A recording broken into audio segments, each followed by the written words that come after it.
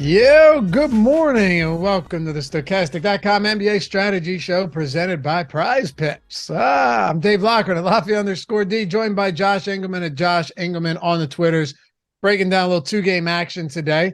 Fun one, too, because you got two game sixes, Lakers, Grizzlies, Kings, Warriors.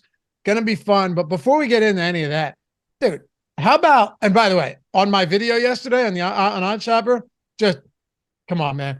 It was just, I was like, it's one game. We're going parlay action here, same game parlay action. Tatum 30 plus points, 10 plus rebounds, 4 plus assists, and Boston -7, plus 554, and we nail it. So I felt good about that. Hit another big one as well. So we're having a decent day, but I sweat heavily the fact that Boston almost didn't cover again. The Atlanta Hawks were competitive up until like the final 2 minutes of that game.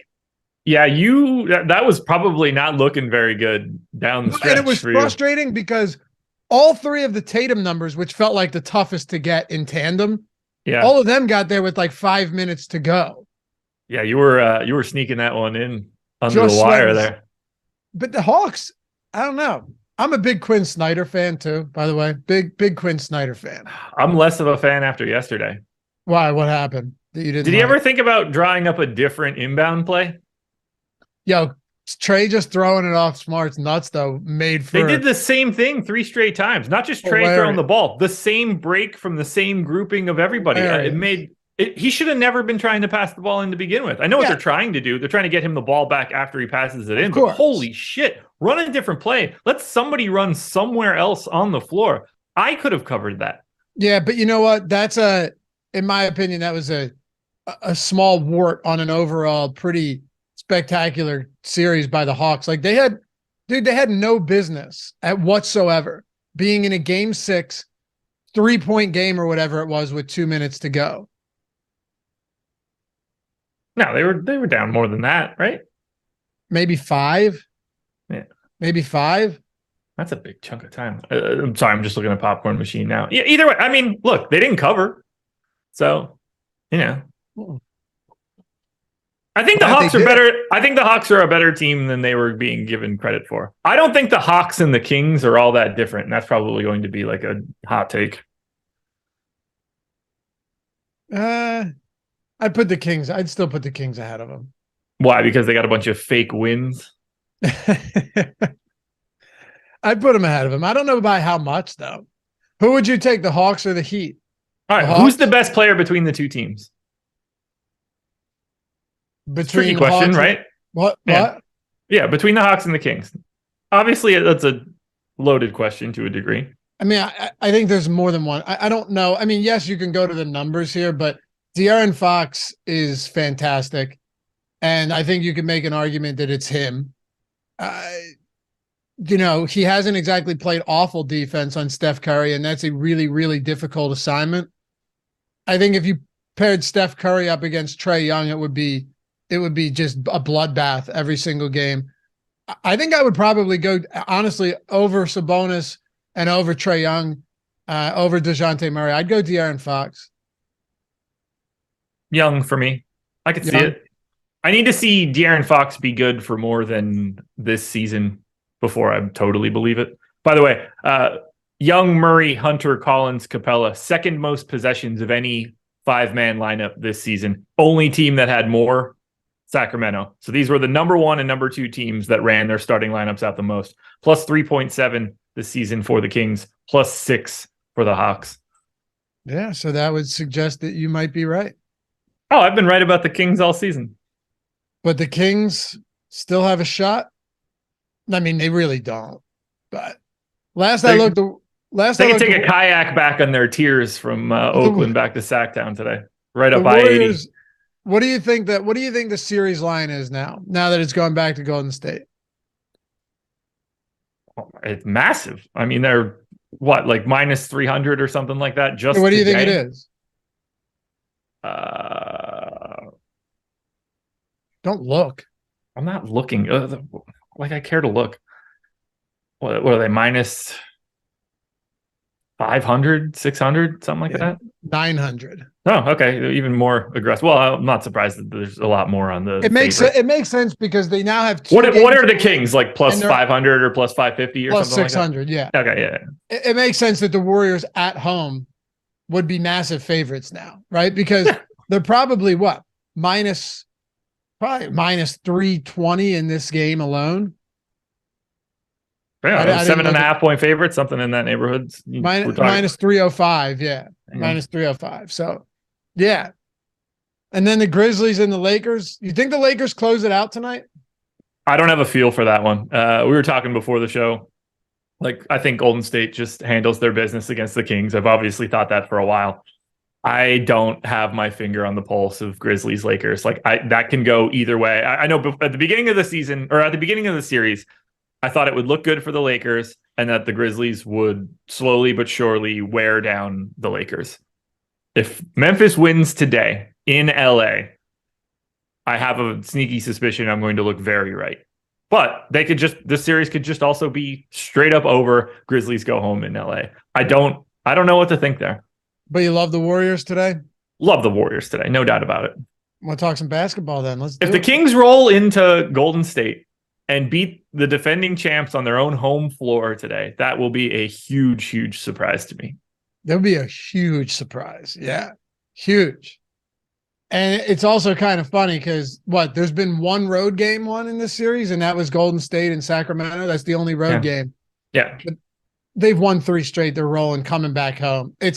You want to talk about an uphill battle for the Sacramento Kings? Well, they've got one today. Should be great basketball, though.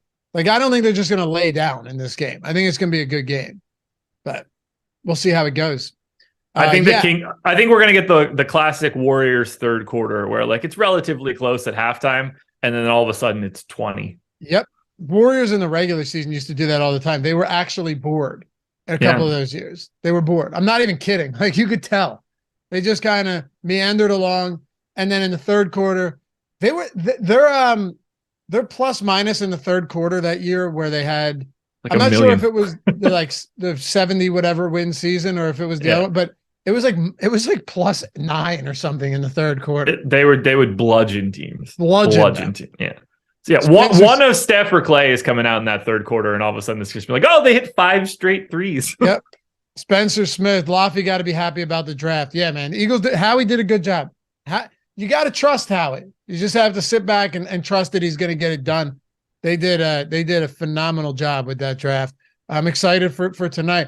I almost enjoy the second day of the draft more than I enjoy the first round, because from a fantasy standpoint, a lot of times so much of that great value comes in the second and third round. And for like, Josh isn't a big fantasy football guy, but if you guys are, a lot of times you can draft them super late and they end up being studs. So I look forward to that for sure. Do you think it's a good sign that you like the draft? Because generally speaking, Eagles fans get a lot more success when you guys think everybody fucked it up. You're just, or is that just quarterback related? I honestly, I was going to say, I think that's recency bias on your part. Just looking at the Jalen Hurts thing. I mean, you don't like McNabb either. Maybe it is a quarterback thing. You could be right.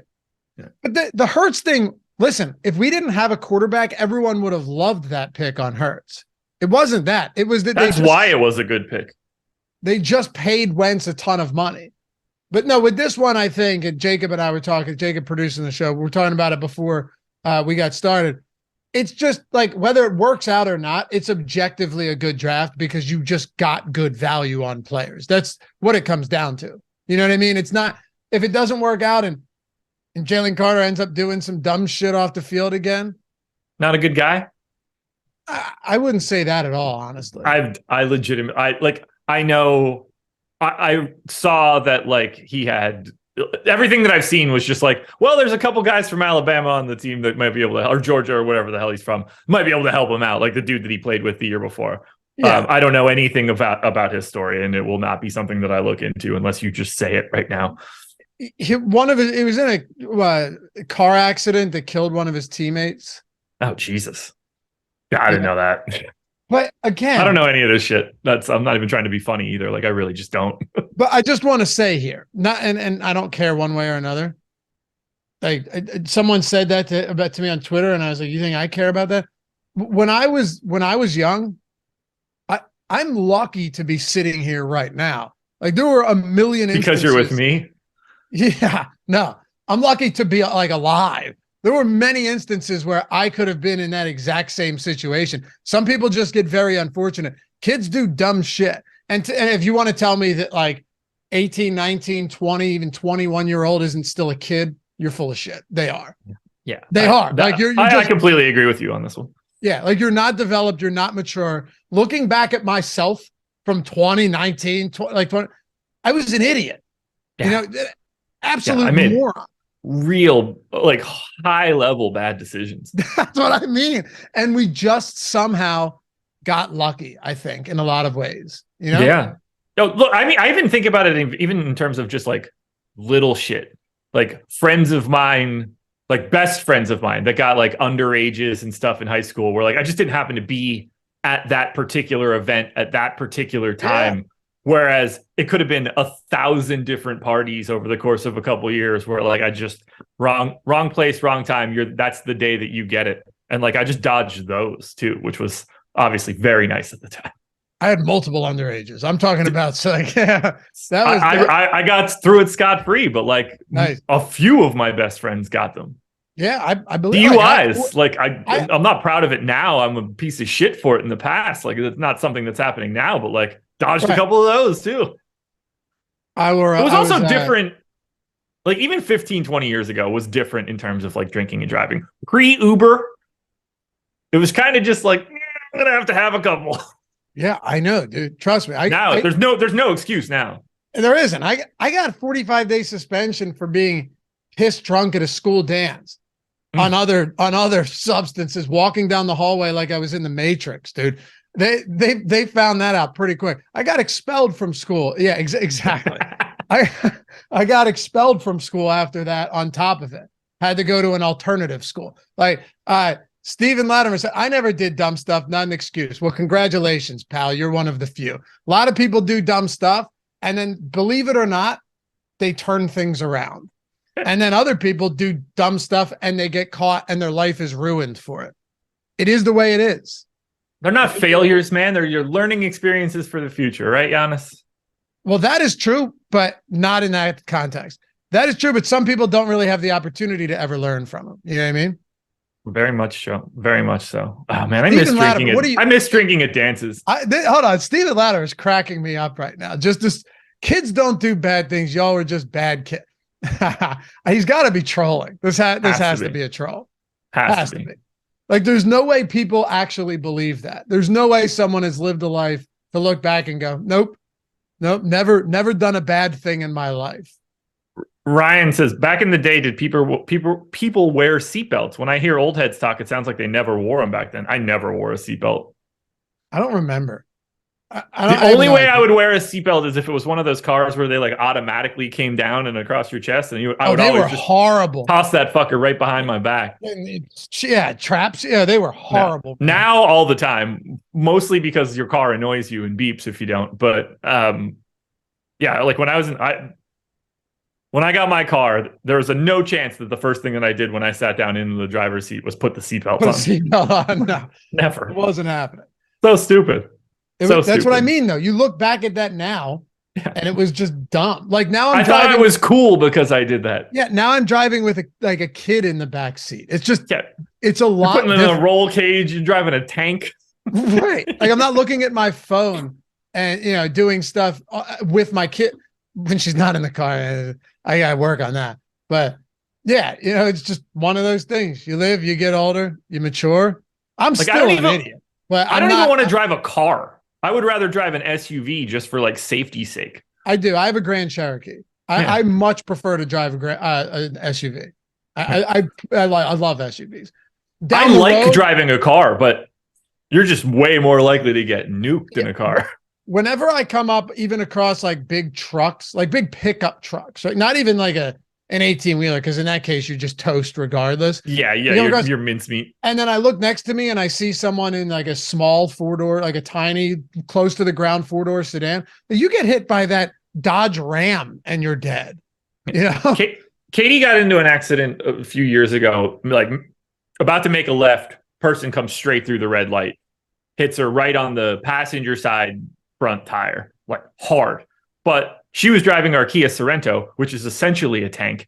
And this girl was driving like a Toyota Corolla or whatever. And, absolutely no, like it screwed up our car. Katie, totally, like as if nothing happened. Yeah. But if it's the opposite, if the other girl's driving the Kia Sorento and Katie's in the Camry, she gets demolished. Lit up, man. Yeah. Yeah, man. That shit's scary, man. Nothing you can do about that stuff either. Let's talk some basketball. Let's do it. 15 minutes in. I think we've established like a 15-minute runway. Yeah. Threshold, that's the cutoff, and then we got to get moving. That's fair. Yep. That's fair. It's a 2-game slate. And I am excited, though, because you've got like legitimate round 2 action coming up very soon. Yeah. And I'm excited for these 2 games. Like, this is a really fun situation with a few massive question marks. But I'm saying you got these, and then you've got round 2 action approaching. It's going to be a lot of fun. Tomorrow, you got Suns Nuggets, right? Sunday, you got Heat Knicks. And then if you need it, both of these games tonight play again on Sunday. So by Monday, what's up? I was really proud of myself. Did you make a joke and I missed it? Just in chat. Oh, I'm sorry. I'm derailing I shouldn't have derailed your intro there, but like I actually made myself laugh and I couldn't help it. I just couldn't, like, I wasn't ready for my own response. My bad, man. I didn't mean that to you. The funny note, what I'm laughing at now is that, first of all, it's funny. It's ridiculous, but it's funny. That you say I couldn't stop myself. You weren't even saying it. You were typing it, and then you had to hit send. Right. I mean, I couldn't stop myself. No, I couldn't stop myself from laughing at myself. That's what I feel bad about. I didn't want to cut you off there. I couldn't hold it in. Oh, you're good. I wasn't saying anything important anyway. And Josh, why do people drive with 2 hands? That I never understood 2-handed drive. I think my wife drives with 2 hands and I always make fun of her for it. 95% of the time I don't. I'll bring that other one in if it's like heavy rain or something. I'm here. I'm not 10 into. Yeah, same. I'm top or sometimes just in the bottoms. Yeah. On the bottom. Yeah. Well, or just the knees. I was going to say, I'm way more likely to have 0 hands than 2 hands. Yeah. Very skilled knee driver. I must say. And I take pride in that. Yeah. There was a time when I had my Cavalier where I think I could have made a full turn. Yeah. I was doing 3-point K turns with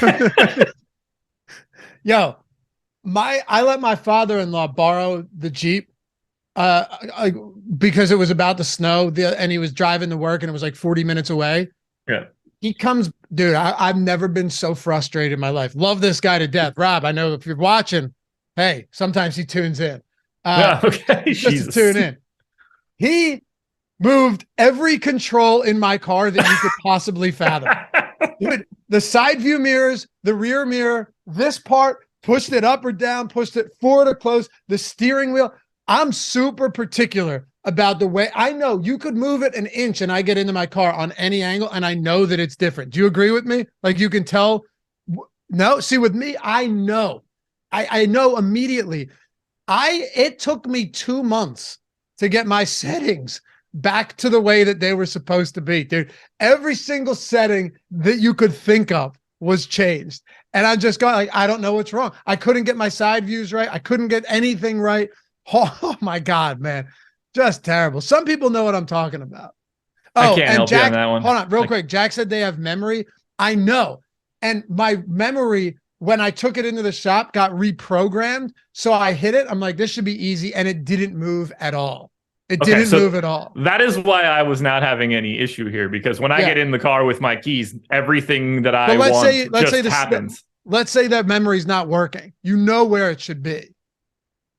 Yeah, but like, I'm just going to assume that I'm going to get all of my technology is going to work. I assume that would frustrate me. I don't drive enough. This is not like, it's different down here. Yeah. And look, he did what he had to do. It was snowing. I'm not faulting him for it. It was just, a multi-month experiment getting it back to where it was supposed to be because it reset my settings on my car. It would irritate me if I didn't have it automatically set. Right. And I did, and it disappeared. That's what I'm saying. Allegedly. What are you going to do? All right, Sacramento, Golden State. Let's dive into 20 minutes, by the way, is the threshold. Well, I didn't know that I was going to have to mock women. It's a safe joke to make when we're 99-1. Yeah, and all the women in here understand that we're just joking anyway, which is pretty cool. But why do they drive? Don't do I'm pretty sure Justine is a safer driver than me, but she is the worst, most annoying backseat driver in the world. I can't. Dude, you've clearly never met my wife. And maybe I'll stop a little bit late and she grabs onto the handle. You know what I mean? Or like I'll see her grab. Yeah, oh, dude, it's so I was annoying. like, I didn't even cross the line. And you don't even cross the line. Handles. Yeah. Slow down. Like we're 100 yards away. I'm doing this car 20. Stops itself. Yeah, we're in a school zone. What are you talking about? The car will break on its own. And she's more focused, but the backseat driving, by God, is that something that grinds my gears. I hate it so much. Brandon H said 45-minute threshold, final answer. All right. What I was saying, it was unimportant though, before we got to it, is Monday is going to be fun. Sixers, Celtics, Suns, Nuggets. I don't know when the last time the Sixers played was. I really don't. It's been a minute. The 22nd. It was 6 days ago. Yeah. Are you how are you feeling about that series? Not great, but a little better than I was before watching the Celtics struggle against the Hawks. Fair. You know?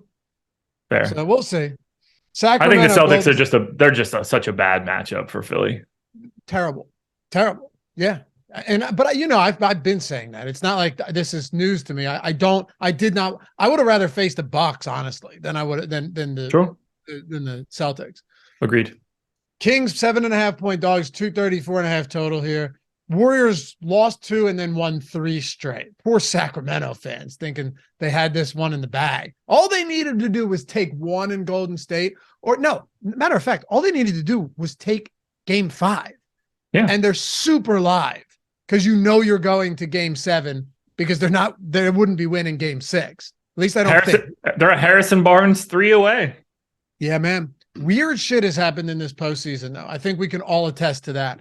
But with the Kings, let's get into it from a DFS perspective, starting at the top with De'Aaron Fox, Domantas Sabonis. And I will just point out, Josh, to set the table. On this slate, you have Anthony Davis, LeBron James, John Morant, Steph Curry, Sabonis, Fox. Like, those are your guys in that high 8K range and up. You have 6 of them today on a 2-gamer. Yeah, it's a lot. There are multiple pay-up options. They're all pulling some sort of ownership. LeBron currently the lowest projected owned, but he's still pulling 13% ownership. So like everybody's getting something at this point. But Fox at 8,700, he's the most owned of anybody that's a pay-up option. Like we've got a $1,000 gap between De'Aaron Fox and Jaren Jackson. So that's sort of where the line gets drawn. And Fox is the cheapest version of everything that you could pay up for. That certainly looks good. I think you continue to have at least like the smallest sliver of concern over his finger. Didn't seem to be much of an issue in the previous game, but you never know. All it takes is one karate chop and you have no idea how he's going to be able to move forward from it. I think he looks good. I don't have much else to say for Fox. He's really not the swing piece to me from this Kings side. I like Sabonis as well. He hasn't been fantastic during this series, but 8,900 is a much more reasonable price tag than you would expect. Like, if you would you rather play 8,900 for Sabonis or 10,200 for AD? To me, I think that's a very real question, and I think my answer, at least as of right now, is Sabonis. Just have to avoid those ridiculous stock days out of AD. The piece for me for the Kings is the relationship between Kevin Huerter and Keegan Murray, and I guess to a lesser extent Davion Mitchell, because for the first 3 games of this series, Kevin Huerter played 31, 30, and 29 minutes. And then for the past 2 games, he's played 21 and 16. And it's the opposite for Keegan Murray. Barely played 20 minutes. Now back-to-back games of 33, 34 minutes. Figuring out that piece is wild because right now, we've got Keegan Murray projected for 67% ownership. We've got Kevin Huerter projected for 26%. I would rather flip-flop those numbers if I can, because I don't think that there's a specific thing that the Kings are stopping Kevin Huerter from doing. I don't think he's had a good series, and I think that's part of the problem here. But I don't think that there's anything that's like there's no reason Kevin Huerter can't play 30 minutes again today. And he's not getting the ownership that you would really expect. And not to mention, these 2 games that Keegan Murray has played 30 plus minutes haven't exactly gone well for the Kings. Sorry, I was watching the James Harden video where it says he's smacking someone. A guy, part of his entourage. I saw someone mention it in chat. Mm-hmm. It happened in Las Vegas. Mm-hmm. First of all, I was waiting to see an awesome video of like semi kind of chubby James Harden slapping someone and thinking it was going to be great. This is the weakest thing I've ever seen. This is the dumbest thing I've ever seen in my life. I mean, this is ridiculous. Anyway, sorry. Short video, but I had. Yeah, I'm watching it now. He this isn't a thing. It's like he was getting a bug off of him. Yeah. Yeah. You got a little schmutz on your face. Yeah. Yeah, stupid. Do you want to when it comes to Keegan Murray, this is one, like you just mentioned, it's super weird. Do you still think that it's the Keegan Murray's minutes are going to be tied towards his early game production? Or do you think we've seen a shift now where Keegan Murray, because what an 16, 16, 22, 33, 35, could we go back to, 22 or 16 today? Or should we be projecting him for 33 again? I don't think that you could project him over 30. I split the difference for him and Kevin Huerter, and I went 27 apiece. That will allow you to get to both of them. They will both look like solid plays. One of those guys is going to play more. One of those guys is going to play less. But if you're confident in that, I think you're wildly mistaken. By the way, Keegan Murray in Game 5, a team worst, minus 13 in 34 and a half minutes. Is he really? Or was he really? Yep. I had under 2.5 threes there, so that was nice to see. I honestly played it for multiple reasons. One of them being that I thought that he was live to only play 20 minutes again. I wasn't convinced in, an outlier game, but good thing he only attempted 2 of them anyway. So that was good. Yeah. Anybody else you want to get to for the Kings?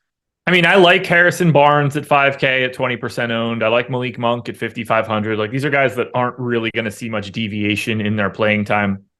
And I think Davion Mitchell is at least a little interesting at 3.5% owned, 4,100. You get the MPE. All it takes is Fox getting a karate chop in the first quarter, and all of a sudden Davion Mitchell just has to play a couple extra minutes, something along those lines. The fact that he is getting basically no run after playing 24 plus minutes in 3 out of their last 4, upwards of 27 and 28 in 2 of those games, I think Mitchell's getting a little bit slept on. I'm watching this video now. I think this dude was drunk and Harden was trying to wake him up a little bit. Okay. I think he's trying to wake him up. I mean, no, once I watched it, now I don't care at all. This isn't even like a discussion point any longer. I don't even know why it's on TMZ. It's the dumbest thing in the world. Okay, I'm done. I'm done talking about it. But it's just funny because everyone's talking about him smacking someone. I'm like, this must have been good. Yeah, I thought he was going to just haul off and crack somebody. And that's not what happened. Yeah, not the case at all. Hey, how about Kevon Looney, man? He's still sub 6K. Don't get me wrong. Very high owned. Looking at the boom bust tool today, 32% optimal, 51% ownership. So he does have negative leverage. But, and by the way, 50% off, guys. All the tools that we have. You knew that already. 50% off everything, whether it's baseball, basketball, NHL, MMA, NASCAR, PGA. Link in the description and in chat. Literally 50% off everything that we have from top to bottom. If you want to do a week of one sport, a month of one sport, a week of every sport, or a month of it, get the Fantasy Cruncher add-on. You got it. I mean, these tools are winning people a lot of money lately, which is illustrated in the Hall of Fame segment for sure, and all the screenshots that have been pouring in. So if you want to get in on the action, you've been on the fence, 50% off all of that. Not to mention the lineup generator. Less than $4.50 for your first week. You can lock your players in, swap them. You can upload all of them to CSV. You can save as many as you want, discard them. It's optimized for mobile. So yeah, it's awesome. Especially, if you're someone that doesn't have a lot of time in the day, or you're only playing a few dollars a day, it's well worth checking it out for under $4.50 the first week, because it's going to put you in a situation where you're going to have plus EV lineups built for you in the event that you can't do all the research on your own throughout the day. So like I said, any package, and the lineup generator. The lineup generator is included in the Stokastic Plus Platinum, but you can a la carte that as well. So check it out. Links in the description and in chat. What do you want to do with Looney? He's just been an absolute monster. Got to play him. Got to play a bunch of them as far as I'm concerned. I don't really see a way around it. 22, 14, and 20 boards over the last 3 games. That's not even the most important thing to me. 7, 6, and 9 assists over the past 3 games. Very involved from a facilitation standpoint. I think that's the real ceiling option. He's had 15 and 7, 22 assists and 16 points in the past 3 games. So he's getting more assists than he is actually scoring for himself. He just looks really good at 5,900. I have absolutely nothing else to add. I want to address the one thing, like if anybody else is looking at our ownership right now, Dante DiVincenzo is not going to be 40% owned today.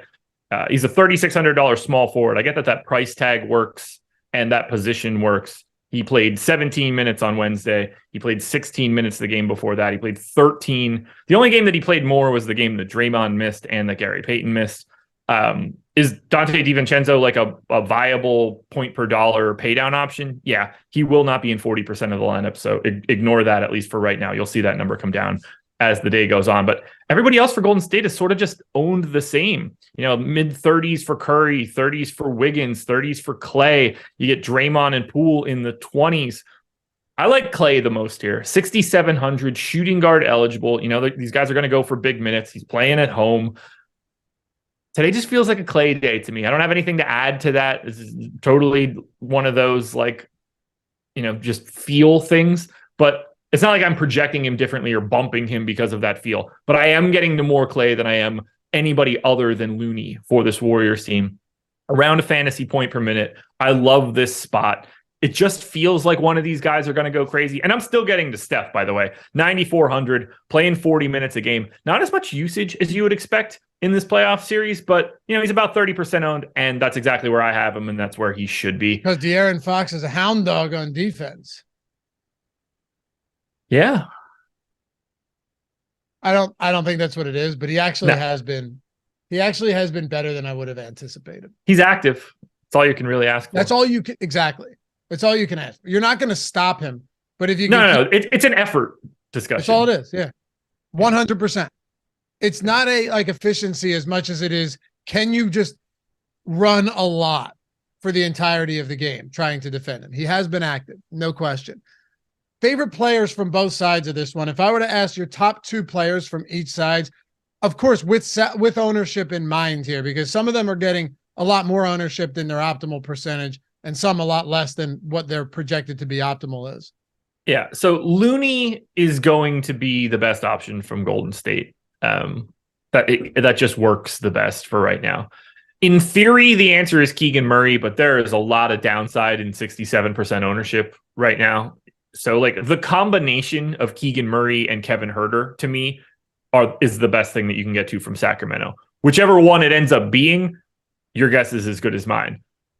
But you kind of have to have one of them.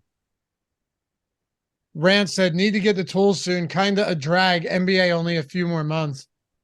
Yeah, less than that. But yeah, man, the MLB tools have been on a path of absolute destruction lately. And Josh just crushed UFC a couple of weeks ago. NASCAR, PGA. That's the great thing about DFS and betting. It's our favorite sport might not be there, but if you have the right tools for it, specifically for me, Odd Shopper for hockey, all right, or other sports that I just don't know particularly well, that I wouldn't be able to bet on my own, just finding the best bets. So basketball might end. It doesn't really matter. I'm still going to have plenty of stuff to sweat because I have the tools for it. We do have incredible tools, don't we? There's across so many different sports. It's so easy. Get in the door, folks. What are we waiting for? And join the Discord too, if you haven't done so yet. Yes. And if you're not a paying sub, join our chalkboard. Greg and I are in there dropping picks every day. It's 100% free. We're nearing 2,000 members, and we really just started it a month ago. So shout out to you guys. It's been awesome. Link for chalkboards in the description. It's always free. 100% of the time, it'll never not be free. Just a bunch of like-minded people who love sports betting, who love DFS, and who love hanging out. Come join us if you haven't yet. The app is awesome. You can sync all your sports books. It's like a better Discord for sports betting. So yeah, and all the box scores are in there as well. We'd love to have you guys join us. And if you hate it, you can leave and we'll refund you $0 because that's what it costs. You ready to talk about this Memphis spot here? Memphis and Lakers? I am. Fun game. I'm going to try my best to make it to this one.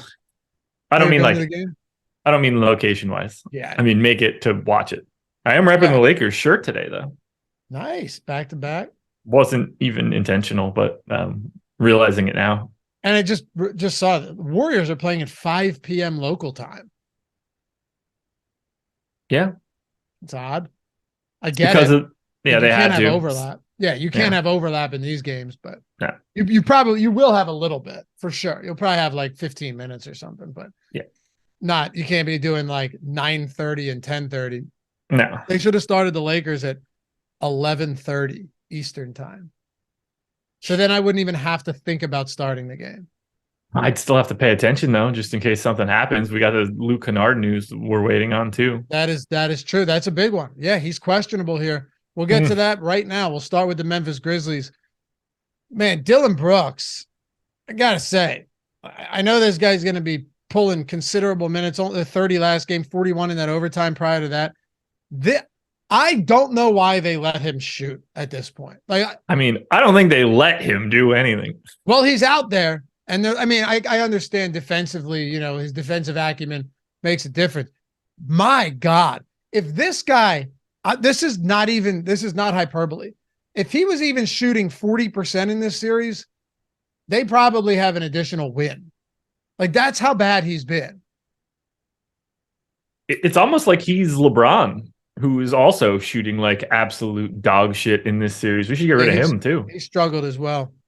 But no, that's not true though, because LeBron is a difference maker elsewhere. Like, LeBron's going to haul down a lot of rebounds. LeBron's going to dish out assists. LeBron's going to take. I agree. Okay. I wasn't sure if you were serious because I was just going to keep going forever. No, I'm not serious at all. Dillon Brooks, 21.5% from 3, 8 of 37, and a crisp 12 of 29 from 2, 41%. That is 38.4% true shooting for the series. Horrible. And you know what another difference between LeBron and Brooks is? There's a lot of defensive attention that they're putting on LeBron. The Lakers are literally saying, just let Dillon Brooks shoot the ball. Yeah. Like they're giving him wide open looks that he's missing. These aren't exactly contested, hand in your face, double team opportunities. A lot of these are wide open looks, man. Do you know what LeBron is from 3 this season or this series? Don't look. Oh God, he's got to be like 15%. 6 of 36, 16.5%. Pretty close. Yeah, that's not good. And 37 of 58 from 2, though, 64% from 2. But that dude can't make a shot right now. Nope. I think I'd still rather have him than Dillon Brooks, though. If gun to my LeBron? head. Yeah. Yeah. I think so, too. What do you want to do with the Grizz? I would take the LeBron James that played at St. Vincent St. Mary's over Dillon Brooks. But what do I want to do with the Grizzlies? I mean, I want to play Desmond Bane, that's for sure. He's 50% owned, and I agree with every single bit of that. Played 43 minutes in the most recent game, played 47 in the OT game. I gave him 39 for today, and I'm still getting to a ton. He looks really good, as does Jaren Jackson, who has been able to stay out of foul trouble. 37, 40, 42, 38 minutes. He's 7,700. You get that power forward eligibility, 39% owned. I'm getting heavily to Jaren Jackson. He is my most exposed Grizzly. Only reason I don't have more Bane is because he's pulling more ownership. If you want to get to Ja Morant, I'm not going to tell you not to. It's just one of those situations where, do you want Ja? Do you want Steph? Do you want Fox? Do you want LeBron? Pick the star that you think is the guy that you want to get to. Maybe you're picking 2 of those guys and you've got some value options, but I'm in no position to sift through the stars. They're all going to end up in different amounts of lineups. Tillman's at 5,600 is pretty interesting. Just looking at him on the opposite side of Kevon Looney, just from an ownership perspective, I think he's fine. 32% owned Dillon Brooks though, 4,800 shooting guard, small forward. I don't love it. I have very little Dillon Brooks. So And this is another reason why, like, I can see Memphis winning this game. Maybe today is the day that Brooks makes the shots. That's what I was it becomes like the most annoying thing in the world, and I don't have him. Like, as much shit as I'm talking on him, if you still said, hey, on a 2-game slate where there is never a lot of value, would you be interested in playing a guy that's $4,800 playing, around probably 30 minutes and is still attempting 13 shots per game and most of them from 3-point range? You go, yeah, you know what?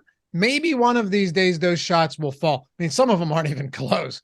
Most of those shots are open too. That's like that's what I was saying. Even add that caveat, not just 13 shots, but like 13 good shots. Open shot, yeah, yeah. 13 looks where 10 of them are open and 6 of those open looks are threes. You'd probably go, yeah, I'll have a little bit of him. So listen, I totally get it, but it's not going to stop me from talking about how horrible he's been in this series. That's all. Yeah. We got to pay very close attention to this Luke Kennard news though. Left the game early with the injury. If he's playing, he's at least mildly interesting because it is a dynamic where if he gets going, that floor spacing is something they're looking for. It's a great position. It's a great price. If he can't go, I don't have a great feel for what they're going to do. They brought John Conchar out of mothballs on Wednesday. They had not played him on Monday. They had been playing big body Roddy. He was not a part of the rotation this most recent game. So I think you would see Roddy and Conchar see a little bit of time. Maybe they give Zaire Williams a rotation. I don't think that anybody else is just going to step into a lot of minutes. They have not been all that interested in having Ja Morant and Tyus Jones on the floor for big minutes alongside of each other. Maybe you get an extra 1 or 2 if you happen to get no Kennard, but I don't think that's the way that they're trying to go here. What percentile would you put Dillon Brooks in from a defensive standpoint?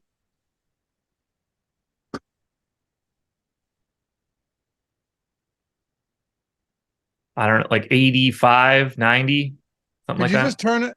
If you just had like one more really good shooter, could you just turn him into a Tony Allen type? Yeah. You know what I mean? Because the value there would be so much more than it is right now because he's a zero. Not only is he a zero, he's a net negative on the offensive side.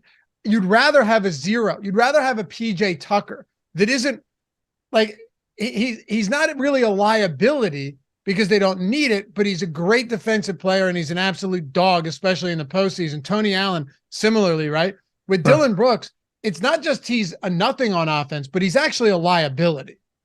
Very much so. Very much so. But yeah, no, like there's a place for him in the league. If he were, look, it got a lot better this year. He was awful. Like he shot really poorly. He doesn't make good decisions. And like nothing good happens when he's on offense. But 28.5% usage rate last year, 25.5 the year before, 24.5 the year before that, down to 21.5 this season. Like the shots are starting to go away. Now, a lot of that has to do with the fact that the Grizzlies have more talent. His shots are going away because Desmond Bane's taking more, Ja Morant's taking more, Jaren Jackson is taking more. But he is willing to defer from a usage perspective from where he was. That's helpful. Does it need to be a little bit lower than that? Yeah. Does he need to be better than a 32% three-point shooter? Yeah. But his defense is very, very real. Yeah. And 1-2 said Dillon Brooks is not as good as Tony Allen. I'm not saying he is, but I'm saying that if you're going to have long-term success and you're shooting like this, you're going to need to, also, when you're talking about deferring, the other issue there is it's almost difficult to blame Dillon Brooks for not deferring because they are wide open looks. The defense is scheming to give him wide open looks. So it's kind of like, what is he supposed to do? The problem is that they know he's a liability, so they're going to allow him to take those shots, and they're going to design it so he's forced into taking those shots. Absolutely. It's a tricky balance, man. It's a very, very tricky balance. Anything else from Memphis you want to get to? I don't think so. I think I think this is starting 5 and nobody else really. Do you have a Prize Picks video up yet?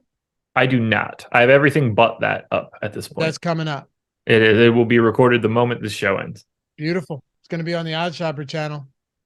Did you know you also get a free month of Stokastic Plus Platinum, $120 value, if you sign up with Prize Picks using the link in the description or in chat? It is a pretty good deal. I think everybody should be taking advantage of that. You get 2 separate awesome things for that deal. Yeah, you're getting 100% first match deposit bonus up to $100 when you sign up at Prize Picks. The recommendation, put 100 in just so you get the full bonus. But even if you only have 10 or 15, it's still turning into 20 or 30. It's additional money you didn't have before. And if you only have 10 to throw in, you're still getting $120 value on all of our tools over at Stokastic. And it's not like you have to play them in high stakes either. You can play them in low stakes and have a definitive edge in a lot of those contests. People wonder all the time, like, why when we do the Hall of Fame, you'll see some monster wins, and then you'll also see some guys just raking in the quarter arcades and the nickels and stuff. It's because, you have access to the tools, and then you can 150 max them, and you just have a significant leg up on that type of competition. Some people got in through the Hall of Fame, right? They rocked the Stokastic avatar, which you can do too. Finished top 3 in a field of 5,000 or more. They tweeted their wins to us as Stokastic HOF, and they got a free month, and they kept building the bankroll. It's that simple. But a lot of people, you start off lower, and then you just take off from there, and you continue to build the bankroll. With Prize Picks, you don't have to have a big win in order to be able to take advantage of all the tools at Stokastic, because I know they're not cheap, right? They're not cheap for a reason, but they're not cheap. In this case, if you have $10 lying around, you're getting a free month, and you're playing on an awesome site like Prize Picks, where, especially if you're in non-legal betting states, you're scratching that itch real nice too. Like Josh right here. Yeah. Like our pal Josh. Yeah. It's a huge way to get in on that action and build essentially parlays and win a lot of money doing it.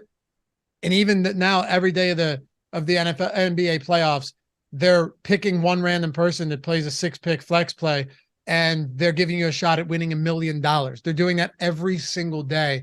So yeah, just a lot of awesome stuff going on there with Prize Picks. Free month of Stokastic, 100% first match deposit bonus up to $100. Doing a drawing every day for a person, giving them a shot to win $1 million. They have to hit 6 to win $1 million. Or they hit 5, I think they win like 60 or 80K. They hit 4, they win 16K. I don't know. They're just doing a lot of things right over there at Prize Picks. So pretty stoked to see that we've got that deal where you get a free month of everything we have. You also get the deposit bonus there. And Josh's videos are free every day, and they've been doing quite well. So check it out. Link in the description and in chat. Pick up that free month as soon as you can. All right. Lakers. Let's hit the Lakers, and then we will wrap it up with just a quick couple strategy questions. Get your thoughts on some of these high tier, low tier leverage plays. But on the Lakers side, Anthony Davis just kind of been up and down this series, but we know the ceiling is immense on a guy like this. He's getting 15%. LeBron getting 12%. You mentioned it, shooting very poorly from beyond the arc. It's D'Angelo Russell right now, point guard, shooting guard, and Austin Reeves, also point guard, shooting guard, pulling 40+%, both of those guys in the Lakers backcourt tonight. Yeah, and those are the two guys that I'm getting to as well. I completely agree with the ownership. Reeves playing massive minutes, played 40 this most recent game out, 5,800, point guard, shooting guard. I gave him 36 minutes. I have more than the 41% we're projecting. I can't get away from Reeves. I wish I could get rid of D'Angelo Russell. Seems like he just plays about 30 minutes a night because he stinks. That said, plus 20 for D'Angelo Russell in this series so far. -9 for LeBron James. Bet you didn't expect that one. So yeah, I'm getting to Reeves and Russell. Do I enjoy that ownership? No, not at all. Eating the chalk on the Lakers, this is not the way that I want to go about it, but it is the way that it is happening right now. Limited ownership to LeBron and AD. They are the only two guys north of 10K. I don't think that they're very good plays. I don't have any LeBron. I have 2.5% of AD. I never get to these guys. Do you have a guess what LeBron James' usage rate is for this series? He's played 191 minutes. LeBron's usage in this series. I'm not going to look it up. Oh, that's the point of this. What's that? That's the point of this. If you were going to look it up, the trivia question wouldn't be all that great. Adam does that stuff. That's why I have to preface it with don't look it up. Be like, take a guess. And he'll be like, okay, hold on.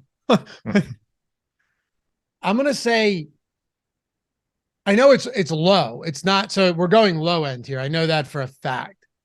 And I know that he hasn't gotten to the line a ton either. So that's going to knock it down. And he's played a ton of minutes. All right. I'm going to go lower, like lower end. So I'll probably be wrong. I'm going to say 22.5%. And what do you think Anthony Davis's usage rate is? 25%. 26.7 for LeBron. Okay. I went low. I thought it was a little bit, I thought it was higher, or I thought it was lower than 26. 25.7 for AD. Okay, so I was right on AD. I was off by quite a bit on LeBron. So, can LeBron use more possessions today? Sure. Could he just finally make shots? Sure. None of this looks good to me. I have such a hard time wanting to get to LeBron and AD. If I was going to get to one, it would probably be AD. None of that ever feels good. But to me, these are the worst two pay-up options that you can get to. And I think it's pretty clear. That said, it's a 2-game slate. They're playing at home. If they win, they move on. Would anybody here be surprised that LeBron went for 55 plus fantasy points? Obviously, no. So your mileage may vary on LeBron and AD. They aren't my favorite guys to pay up for. Do with that what you will. But the stats on this series have been very, very interesting. The fact that LeBron James is -9 for the series is incredibly telling. It is really telling. He's -9 in the series? Yeah. AD +40, Austin Reeves +38. Troy Brown and Malik Beasley on the other end of that one, -30 and -24, respectively. AD's +40 and LeBron's -9. Correct. 50-point gap, which is also surprising because there have been some of those games where you just go, man, there's no way that AD had a positive plus-minus in that one. There were a couple games where AD just looked like he was struggling. But do you know how many stocks he has in the playoffs? Well, he had 10 one game, right? He has 21 blocks and 8 steals. Hold on a second. Yeah, so look at this. Game 1, 7 blocks and 3 steals. Yep. What? Yeah. Game 2, 5 blocks. Game 3, 3 blocks, 2 steals. Game 4, 4 blocks, 2 steals. Game 5, 2 blocks, 1 steals. What do you think his steals plus blocks? And I don't know. Let's take a guess. Not just the number, but you got to think about the juice too, because a lot of times they'll juice these real heavily. Yeah. The line's going to be 3.5 with some juice to the over is my guess. That was my thinking too. 3.5. I was thinking 3.5 minus 140, 150, something like that. What'd you say? 150, right? I was going to say 140 or 150. That's what I was thinking too. Let's see. Oh no, it's not. It's a 4.5 over 4.5 minus 1 under. Oh wow. Okay, I thought you were just going to tell me it was like minus 130 on the under. It is. No. I'm sorry. The under is still minus 125. The over is minus 105. Okay, we underrepresented it, but those are kind of the same thing. A little, yeah. They're not super far off. Yeah. It sounds further away than they actually are. Exactly. Blocks, if you wanted over 3.5 blocks, you get that at plus 135. I'm just looking at DraftKings right now. I could just pull it up on OddsShopper, but that man, 1.5 steals. The under's pretty heavily juiced on both of the individual steals and blocks, but 4.5, man, that's a lot. What's since you have these props in front of you, what's the points prop for LeBron today? All right. You want to take a guess? 25.5. Okay. By the way, we were right. So the under on Davis blocks on FanDuel, 3.5 minus 160. Oh no, that's just blocks. Never mind. That's just blocks. Steals plus blocks. I want to see if they're all 4.5 real quick. They are. You want the LeBron points prop? Yeah. All right. LeBron points. Would you put it at 25.5? Yeah. Or is it 26.5? Those would be my guesses. 26.5 and the over is minus 135. I don't know how you make that number other than just saying it's LeBron James and it's a public number, because no data at all backs that up. Yeah. Outside of the fact that it's still LeBron James. And like you said, yeah, it's still LeBron, and it's 5 games into the series, but this is also a guy that was ripping off 30s quite easily prior to that. Yeah, I would think 25.5, honestly. Would you take the under? Bet Rivers has 27.5. I would want to take the under, but it would make me sick to cheer against it. Bet Rivers has 27.5. Yeah, I would like to take the under on that, and I'm sure that from a value perspective, that's a good bet. But good luck cheering against LeBron James in a closeout game at home. Yeah, seriously. What a miserable night. They don't let me bet on Bet Rivers, dude. They don't let me bet anywhere. They're terrified. No, I could. That's why North Carolina won't pass it. They know I'm about to take some monies. If you want, I can get $7 down for you on LeBron James unders. Cool. I could buy it. I might be able to get a Chick-fil-A meal tonight if I win. Oh, I would love some Chick-fil-A. Had it 2 nights ago. Dope. What'd you get? The 50 box of you and me and Jacob were talking about it the other day. Did you have 50 box of nuggets? No, I went spicy chicken sandwich, fries. Okay. I actually don't go spicy. I get the chicken sandwich, but then I get pepper jack cheese on it. Same. Extra pickles too. Yeah, I love the dude. The pickles. I used to be a no pickle on fast food stuff. Now, bring on the pickles. Why? I just, I was younger. Like I didn't like pickles. Now, okay, they're delicious. No tomatoes though. Keep the tomatoes very far away from me. I completely agree with. I do love that you like to eat pickles though. I mean, come on, dude. These are sandwich pickles. What are we doing here? I'm a gigantic pickle guy. Oh, I thought you were making some sexual innuendo. No. Big time pickle guy. Make a lot of pickles in this house. Nice. Yeah, they're delicious. But you know what are disgusting? It's my least favorite food. Just keep it away from me. Cucumbers are the most disgusting thing in the world. Same food that we're talking about here. No, they taste entirely. What you're telling me is you like vinegar. Sure. Yeah. Okay, like cucumbers just taste like shit. All right. Well, it sounds like you eat them on your food, though. What? It sounds like you eat cucumbers on a semi-regular basis. Just pickles. Those are cucumbers. No. I understand that. They taste nothing alike, though. You can't play that game. They taste nothing alike. There's a very discernible difference between a pickle and a cucumber. They don't even cucumbers taste like shit. You like pickled cucumbers, not regular cucumbers. Dude, you really do? Yes. Okay, Josh. I like pickled cucumbers. I don't like regular cucumbers. Is that what you want me to say? Well, that would be correct. Okay, so when you go to Chick-fil-A, you go, please, extra pickled cucumbers. You think that I order at the counter like some peasant? I put that on my phone and just show up and my food's ready. What do you order? Extra pickles or extra pickled cucumbers? Extra pickled cucumbers. Yes, I bet you do. Extra pickled cucumbers. All right, what else are you doing with the Lakers? You just can't throw pickled around all willy-nilly, and people are going to just show up with random stuff. Some people love hamburgers and they hate meatloaf. Well, those are two different things. No, but they're not. Well, yeah, they are. Dude, you are. Are you? I'm not putting like shaved carrots and onions in my burgers. Are you gaslighting me right now? What are you talking about? It's the same thing. It's not. Beef.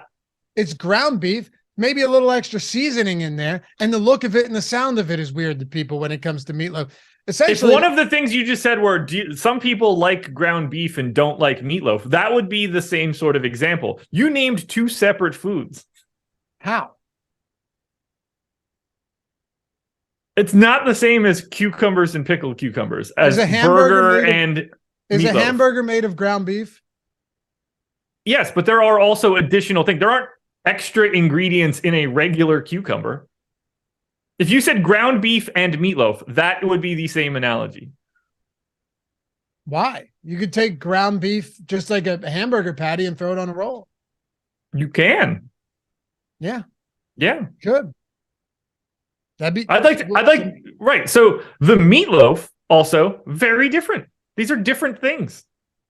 Jacob said meatloaf just has bad PR. It's the loaf in the name. I actually tweeted this a few months ago, Jacob, that it's the most disrespected food on earth. It is delicious. And people don't like it because it looks like a loaf and the name is loaf. Yeah. I don't know if oh God, I'm not going to be able to find this. I don't know if I tweeted this or if it was a Facebook status. It looks like it was a Facebook status, so I'll never be able to find it fast enough. I have tweeted my thoughts or put out a Facebook message about my meatloaf thoughts. Is meatloaf the best combination of a musical artist and a food that exists? Well, I don't know, because is the musical artist Meatloaf? Are we acting like he was good? He was awesome. Yeah? Yeah. But, like corn, black-eyed peas. Corn's probably, I'm a huge fan of some sweet corn, man. Oh, dude. Well, they're not a sweet corn band, but it's still corn. They're more. No. But what you're saying here, it makes no difference. It's corn and sweet, same thing. I was just making a joke about okay. the metal sounding music of corn. But Red Hot Chili Peppers from Jacob from the Clouds. That's a great one. I think it's meatloaf, though. The best combination of music and food is meatloaf. I mean, I just don't think I'm going to get into Meatloaf's music, unfortunately. You're nuts. Adrian, he said, okay, but if you cut a slice of meatloaf and put it on a bun, is it not now a burger? And maybe. All I know is cold. No, meatloaf, it's not. Cold meatloaf on a roll is delicious, though, with some ketchup. Oh, it's so good. Yeah, a meatloaf sandwich is great. Sliced meatloaf on a bun is not a burger. David with a super chat. Thank you. Nice Hawks onslaught suggestion with Capella. Thanks for the super chat, man. Appreciate you. It's his first one. Salt and pepper. I like that. I agree that Red Hot Chili Peppers is the one. No one eats Red Hot Chili Peppers like in mass as a food. That's insane. Meatloaf is like baseball of the United States. You don't really believe that. I think meatloaf is one of the most underrated foods that exist. Oh, me too. I thought you were talking about the singer. Yeah, me too. I think he is also wildly underrated, particularly in this conversation. Favorite food. And yes, corn was metal. They were actually called nu metal, NU metal. That was like a new genre back then. I'm gonna go with broccoli. I'm gonna go with broccoli. There's not an artist named Broccoli. I'll bet you there is, dude. I'll bet you there is. All right, Spotify. I know which song I'm going to get when I type in broccoli. That's going to happen. Broccoli artist. Yep, there is. No. Yes, there is. I know. There's like 10 of them. I'm telling you, dude. You can name anything these days, and there is. Let me get back on track here. Yeah. Play Dennis Schroeder if you want to save some. I don't know why Dennis Schroeder is 15% owned. Their stuff back in the early 2000s was some of my favorite music, and I actually I don't like how the piss smells, but I would go with asparagus. You really know how to run a show into the ground. Why is Dennis Schroeder 15% owned and Dante DiVincenzo is 40? Spoiler alert. Because he won't be 40, but I just want to point that out. Dennis Schroeder is a better play if those are the ownership numbers that exist. If you want to take a run at Jared Vanderbilt, go for it. He's gonna play around 20 minutes, and you're gonna cross your fingers for it. The Lakers are Reeves and Russell, and then hope you don't have to get anything else right. All right, I want to ask you about the top leverage spots here, high priced options, because there's a lot of them. Before we do that, you guys already know today's show also presented by Manscaped. Josh and I use it every single day. Legitimately. You want to see? Yeah, please. Every single day. Could you imagine? We did that before, but Jacob was quick on the trigger. Wouldn't have been that quick. Some people actually thought I had no trousers on, which was surprising. I'm going to have to zoom in with that camera, though. And 20% off everything. Whether, like I said, whether it's down here, whether it's up here, whether it's the beard, whether it's the shaver with no, you don't have to pop the guard off. You just have an adjustable roller. It's beautiful. The creams down there, I got out of the shower, used them today. First thing I did. The ear trimmers, the nose trimmers. It's essentially like anything a man needs to feel and look good. They got you covered at Manscaped. 20% off, link in the description and in the chat, and free shipping. That's the way I look at it. It's going to make you feel good. It's going to make you look good. And it's going to be something you never thought you needed, but once you started, you go, man, where was this all my life? You know what I mean? I will be slathering my body in multiple lotions in about an hour post Prize Picks video. Yeah. Straight to the nads, all creamed up, spritz, feeling fresh. Just don't pump off with that lotion. That's one thing I would recommend against. Oh, really? You tried it? Yes. No, I haven't. No. Oh, how do you know, man? I go caveman style. All right, let's go back to the top tier options here today. Manscaped, 20% off everything, free shipping, link in the description. If you're a podcast listener, use the promo code Stokastic Stokastic. Of course, if you are going to do it, either the link or the promo, it does for sure help us a lot. Help us keep the lights on. We appreciate you guys for that. All right, go ahead. Do you think they should make something for it? Honest answer, yes. Yeah, I agree. Honest answer, that would probably be a huge hit. Yeah. What would they call it? The Dream Cream? Motion Lotion? That was in my head as well. But yeah, they should definitely make a like cream gel, some sort. It would sell like hotcakes. No, it would. Yeah, it would. We should pitch that to them. Should we start a Twitter thread and get some replies from people? Like crowdsource this bad boy. Let's first wrap this one up. Top tier options. If you had to pick favorite 2 top tier options, favorite 2 value options, and then 1 leverage play that's getting low ownership. Favorite 2 pay up options. I'm going to say, based on my exposures, Sabonis and Curry. Don't feel great about that. I'm going to be honest with you. Value options. I like Dennis Schroeder just from a ownership perspective. The dynamic between he and DiVincenzo should be balanced and will be balanced. But Schroeder, if you need to go sub 4K, one of Herter or Murray. Your mileage may vary. Right now, I'm going to prefer Kevin Herter because of the ownership. What was the final thing that I needed to do? Like one leverage spot, large field tournaments, maybe a low-owned guy that you like, and you're going to get above the field on. Yeah, I mean, I guess Herter technically is probably that guy, but I don't think that really fits. I'll go back to the guy that couldn't get it done in Game 5. Give me Harrison Barnes at 20% ownership, 5K.